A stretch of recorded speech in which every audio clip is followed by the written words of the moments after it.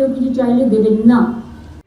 সোমবার নবান্নের বৈঠক থেকে শিল্পপতিদের উদ্দেশ্যে এমনই বার্তা দিলেন মুখ্যমন্ত্রী মমতা বন্দ্যোপাধ্যায়।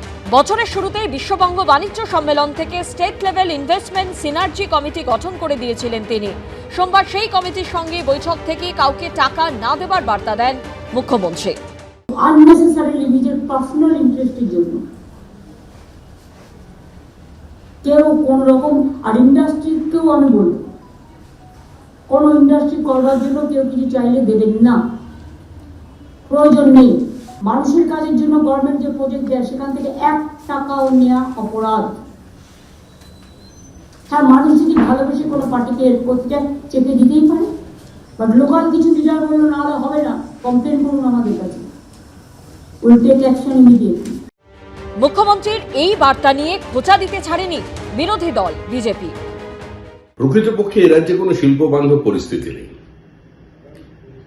রাজ্য সরকারের কোনো জমি নীতি নেই, এসইজেড এর অন্ধ বিরোধিতা।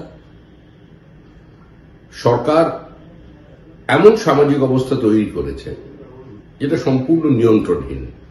দিকে দিকে তৃণমূলী tax, lower judiciary is under threat, আইন শৃঙ্খলার চূড়ান্ত অবনতি। যতদিন তৃণমূল আছে এ রাজ্যে কোনো শিল্প সম্ভাবনা নেই। সোমবারের বৈঠক থেকে রাজ্যের ট্রেড ইউনিয়নগুলোর উদ্দেশ্যেও কড়া বার্তা দেন মুখ্যমন্ত্রী।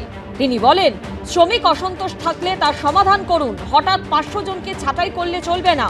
সূত্রের দাবি, যেসব জেলা থেকে অভিযোগ জমা পড়েছে সেখানে আইএনটিটিইউসির চেয়ারম্যান বদলেরও আভাস দেন মমতা বন্দ্যোপাধ্যায়। সরকারি আধিকারিকদের একাংশের বিরুদ্ধে ঢিলেমির অভিযোগ নিয়েও কড়া বার্তা দেন তিনি। কোন রকম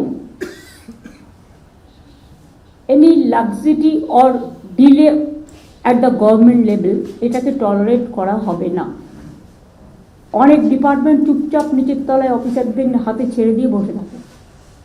তারা ব্যাং লিখছে না কাকের ঠ্যাং লিখছেন সেটার দিকে লক্ষ্য রাখেন না। কখনো কখনো লাল খাতার টেপে, রেড ট্র্যাপ আমরা যেটা বলি, উই মাস্ট রিমুভ ব্যুরোক্র্যাটিক হ্যান্ডেলস। এখনকার দিন কিন্তু পাল্টেছে। এরপর 15 দিন অন্তর এই কমিটি বৈঠকে বসবে।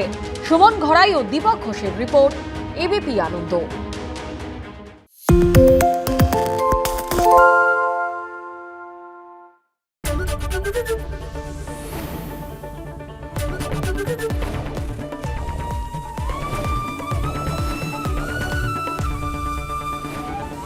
এবিপি আনন্দ, এগিয়ে থাকে, এগিয়ে রাখে। আরে চাটা দে। ভাই আমার একটা চা দেন। কি হলো আমারটা? বাংলা পক্ষপাত চায় না, বাংলা খবর চায়। বাংলা খবর, বাংলার খবর।